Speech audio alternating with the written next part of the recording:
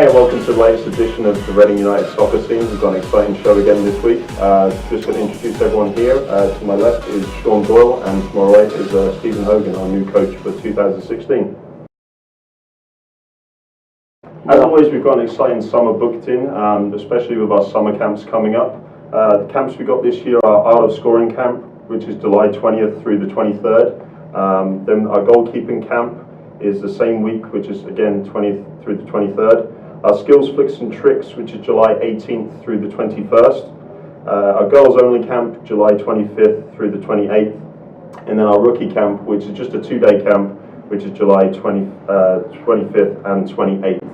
All of the camps are $100, except for the Rookie Camp, which is $50 per person. In the camps, you'll expect to find a lot of our players come and coach the kids, along with myself and our coaching staff. So if you are looking and interested in some summer camps this summer, please check out our website, readingunitedac.com. There'll be a link for camps and clinics, and there'll be a registration page on that link. So as always, we have a few returning players coming for 2016. Sean, why don't you talk to us about some of the returning players we have? Sure. We're going to focus this week on some of our Union Academy players that are coming back to us.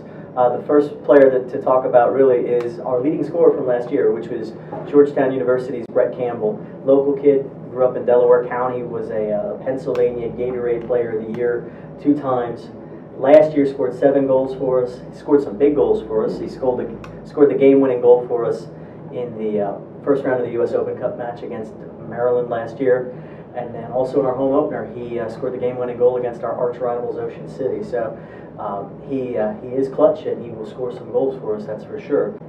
So next player coming back to us is from the Indiana University. It's Billy McConnell, also a Union Academy product. He was with us in 2013. He's an outside back. He's going to be a big part of keeping us tight at the back and locking down the defense for us. Last player to talk about tonight is a freshman out of the University of North Carolina. It's Will Campbell. Will Campbell is also a local product. He's also from Delaware County, played for the Union Academy, helped them win the Generation Adidas Cup back in 2012. The Generation Adidas Cup, that team was coached by none other than head coach Jim Curtin. So we're excited to have Will back in the fold with us as well. Will's been with us the past 2 years as he's progressed toward college. Played sparingly the past 2 seasons. We're expected to step up towards this year. Coach Hogan, one of the big questions that I get from a lot of my soccer friends and soccer media is, how do we put this team together every year? And usually I go, I don't know. Since you're here in studio with us, can you tell us, how does this team get put together every year? Well, I'll go back to the beginning. When Coach Burke started it off, he just picked up the phone and started calling the top 20, top 30 D1 coaches around the country. And from there we got a few players, and then it just grew from that. So basically when I came in, it was sort of made the job not easy, but I got a lot of contacts from all the staff within the union pretty much in November when I started. So that's sort of how we get the players in. We just make contacts and we start calling people. Other than that, we look at stats, watch film, and then we narrow it down to who we really want and who can potentially make the jump into now our USL team and then potentially our first team. How much do we use the fact that we've pushed so many former players onto USL, MLS? Yeah. How does that help in recruiting? It makes it so much easier. It's one of the first things we say. My big thing with on the phone to 40, 50 players over the last 4 or 5 months is the structure and how you can get there, and then what we've done in the past. And that's it. That's how we narrow it down. So some games we have up and coming. The season is fast approaching us. Our first one is our US Open Cup, May 11th at Gursky Stadium, which is Wilson High School, and we're playing Atlanta Silverbacks. So let's talk about that game and the importance of it and where we see it going from there. What do we expect from Atlanta? Atlanta are probably going to be big and strong. They're going to be. It sounds like and looks like they're going to be young. So we are looking to basically get on top of them early. It's very important to the club to continue a great tradition of making a good run in the US Open Cup. Obviously played in it myself. It's a great experience for any player. I always just say it when I'm talking to players, it's the FA Cup of America. So I think Atlanta will come because They are trying to build their club again, and they'll be wanting to make as much of this game as possible and hopefully beat us. But I just think we'll be too strong for them in the day. And the supporters are certainly making a lot of noise on the social media, that's for sure. Yeah. You know, they're excited, they're pumped up. We will have that game on our YouTube channel. It will be live, so if you can't make it out to Gursky that night, you can watch the game via our live stream. So that'll be a nice way for those who can't be with us to check the game out. And how do you kind of think, obviously Atlanta have gone through a lot of their season already playing into this being our first game, you know, yes, we'll be strong. What are some hurdles when we have to get over on that first game with the guys coming in? Players are rivals. Between the 5th and the 10th is when we're going to see most of our players arriving. So I've got to get a group together as quickly as possible and make it as strong as possible so we can get away with the win. Yeah, build that chemistry early. Will you lean on some of these returning players, guys like Paul Marie, guys like William Pacu, that have at least had some time together on our field? Yeah, absolutely. It will be a core group of who were here in the past. And I'll throw in 1 or 2 players who are new, and maybe during the game, half time, if I can, if they're okay to go. And we've got a lot of players from the same colleges. What are some big colleges that we are pulling from this year? UNC, Virginia, Northeastern now. It's with a lot of players coming in from Northeastern. Obviously with Coach Burke's connection there, it's been great. Some highly international players, high quality international players. West Virginia, Florida. So that's pretty much where we're going. Awesome.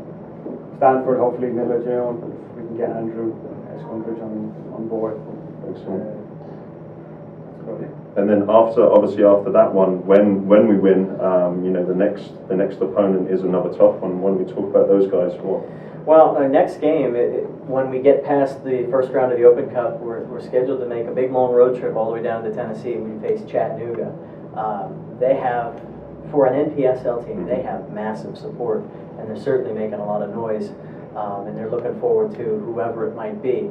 They have a history with Atlanta, but we would sure like to ride the bus down and see them. I know Coach Hogan would like to make it to that second round and beyond, just for the opportunity of our players to just keep going. After that, we move into our PDL season at Lehigh Valley United. We encourage all of our fans, make the trip. Let's invade the Lehigh Valley and let them know that Reading is there. Yeah, definitely. And now with kind of the different dynamic of David being at Lehigh, David Castellanos was our coach last year. You know, it's a healthy rivalry that's growing, and I think Coach Hoagie is, you know, knows that going in, and those points early, you know, are very important. Yeah, they're huge. You got to get off in this conference. You got to get off with a winning start. It's massive, and a lot of the games against Lehigh, you really need to take advantage and get those points. They will be tough. They will be a lot better than last year. And I think David has done well recruiting-wise, but I think we should be stronger than him going in.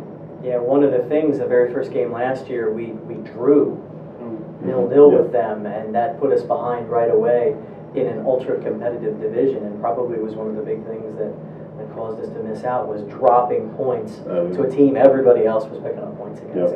So, and that's the kind of intrigue of these early season games, is as our players are coming together, how the team gels in those early season games is huge. I remember that Kyle Morton bailed us out big time in that game, made an incredible save in the second half to keep them out, and defensively we were tight. We couldn't breach them. Their goalkeeper, Logan Keys, was just phenomenal. He was on the day.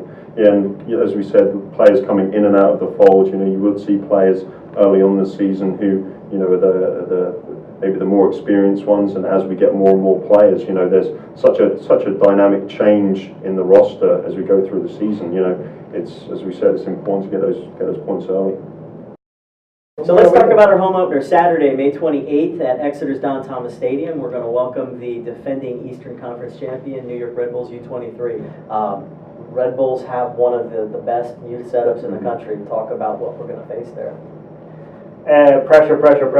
Their whole club is built on the same philosophy. They cut the field in half, and then they cut it in half again. They could have 6, 7 players around the ball in their own half while we're trying to get it out.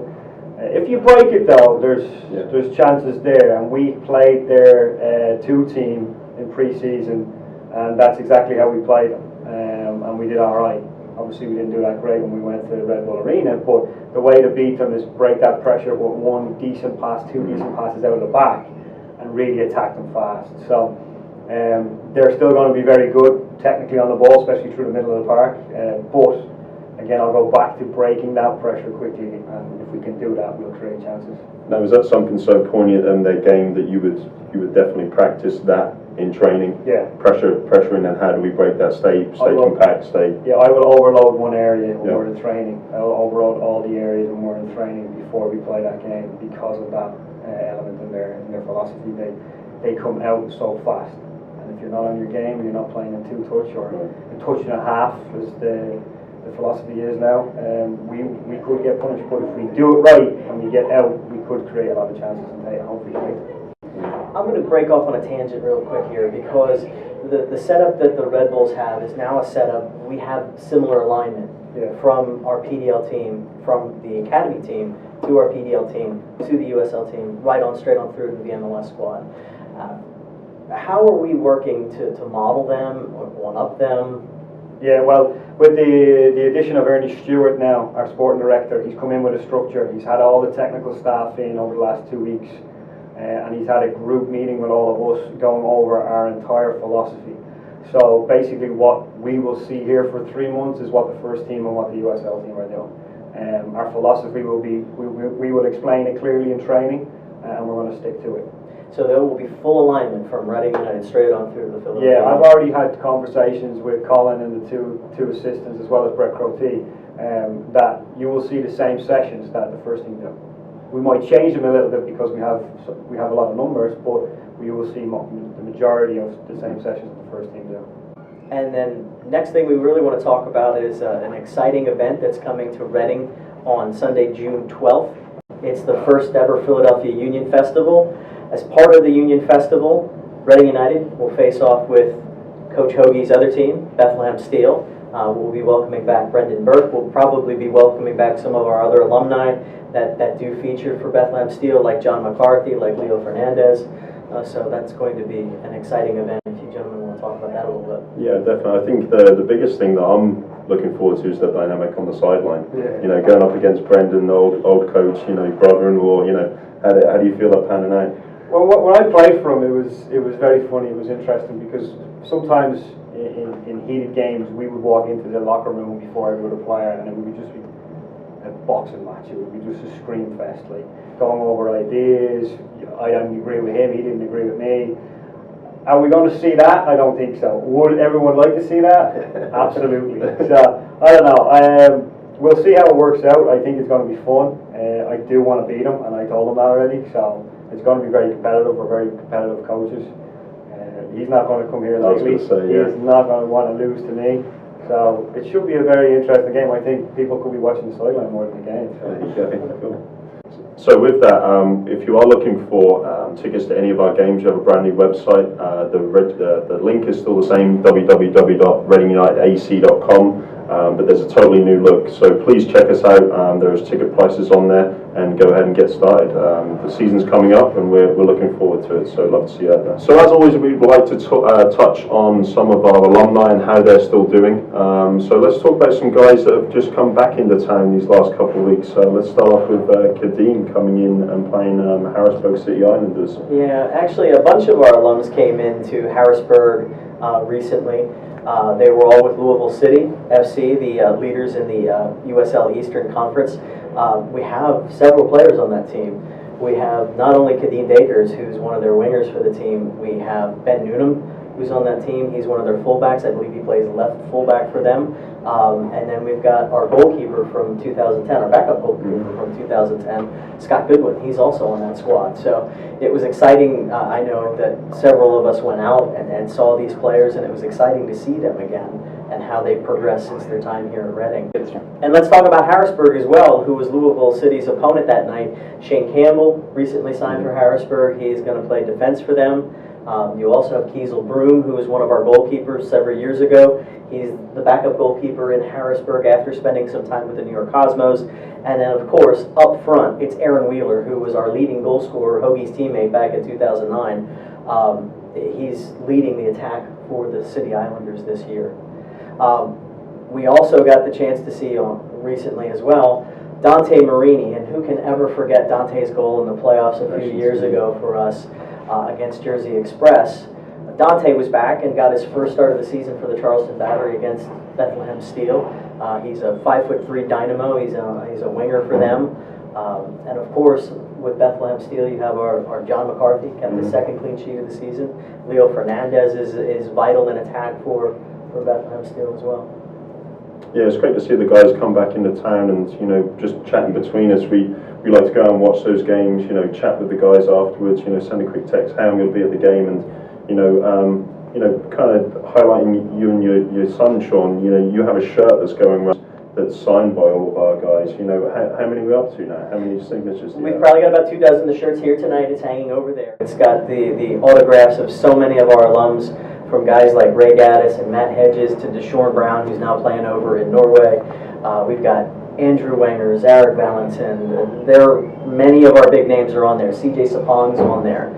We added Kadeem, we added Shane, we added Kiesel, we added Dante this week. That was all very exciting, and it's exciting for those players to sign that and see the other names that are on there. It's kind of one of those things that says, yeah, hey, you guys made it. That's awesome. So let's get to know Coach. Let's get to know you a little bit more. You know, obviously you were here as a player, now here as a coach. What are some big differences you see between those time periods and, you know, coming back into the fold? The difference between coming from a player to a coaching role is that you really realise the amount of staff behind the scenes. I know when I was playing at the very beginning, Brennan Burke's first year, we went to the Final Four. We played in Laredo, and it was like the team, Coach Burke, and maybe three administrators, three owners, and then it's the year after that there was a few more top players coming in and maybe one or two more staff members. But now it's like, I've been told a month ago that we have like 12, 15 interns, and people have roles and there's full-time jobs, which is absolutely fantastic, because that to me, the organisation has grown. In terms of the soccer side, we need to get back into the playoffs. It's Reading United. It's not a Sunday league team. This is a top PDL program, and we need to be in the playoffs every year. So that's my ultimate goal. On my job description, I've got to get there, but I also have to produce pros. So that's sort of getting back to the base of what Reading is: win games and produce pros. If we've produced 50 pros in the past, I've now got to produce 50 pros in the future, and that's the way we're looking at it. Awesome. So, yeah. Now we've kind of, as Sean touched on before, that link from the academy, bringing in some academy guys. What are some special things you have to do maybe different with those guys coming through to keep them, you know, on that path? Yeah, we go in, and when we're talking to the players, when I've been talking to the players, it's a clear message of, listen, this isn't going to be easy every day. You're not going to play every single minute, but here's the light at the end of the tunnel. This is the way we want to go. You guys are picked for a certain reason. There's an idea that you could possibly play at the USL, at the MLS level within 12, 18, 24 months. So when I tell players that, they get excited, and they're here to work. Even when I'm talking to them today through text message, they're all excited. They're telling me how fit they are. They're telling me that this is their arrival date. They want to get going straight away. When can we get on the field? When can we in the gym? You know, all that sort of stuff is being pushed by me in terms of keeping the communication alive and keeping the momentum alive, or building the momentum up to the first training session officially on May 9th. Awesome. Sure. Talk a little bit about what can fans expect from Reading United this year on the field, style of play. What do you hope to instill with the team? We're very technical going forward, but we're also very powerful going forward now. We're going to go direct a little bit more. We're not, and that's sort of out of my philosophy a little bit, but it's sort of coming from the top down. We're going to go play in their half. If we have to get there a little bit more directly, that's the way we're going to do it. The other thing is passion. Listen, when I was playing, I was probably the most angriest guy you ever seen. I've calmed down a little bit, but if my players don't go in with passion and work rate, they're not going to play for me. And I think that little bit of ruthlessness is needed right now. We need to get back to, this guy isn't doing his job, next guy comes in. And that's where this program is built on. We have, as a staff, the beginning with Coach Burke, he used to call it the hook. So If I need to bring the hook out, we'll bring the hook out. But again, we're here for the players. They're all good enough to see this through, and hopefully they respond to it. Yeah, definitely. I think that demand for, you know, fighting for your place is only going to make everybody better. Yeah. You know, you have an off day, and you know what? Maybe next game you're not on that starting roster. So next practice, the half that you make it on, you've got to show it on the field. Yeah, exactly. I have a motto with every player: when you make a mistake, the next 2 times you do it, you're perfect. You know, it might not be perfect, but the next 2 times you do it, you know, you're really concentrating on making it better. So hopefully we can bring that. Excellent. Well, Coach, we're looking forward to having you. Well, we're glad to have you. Yeah. Looking forward to see you on the field. And yeah, as we say, guys, start rolling in. And May 9th is the start for Reading United. It will be here before you know it, and we're very excited. You can, of course, always follow all the updates, all the latest news on our social media channels. We have our Facebook page, Reading United AC. We have our Twitter page, that is at Reading United AC. And then we have Instagram, we have Snapchat. We've got it covered. And of course, more and more this year we're going to be going with our YouTube, which is going to provide live videos from the game. Of course, exclusive content like you're getting here with Reading United Soccer Scene. So we're really, really looking forward to a dynamic, exciting 2016 season. Well, guys, thanks for coming. We appreciate you guys tuning in, and we'll see you next time.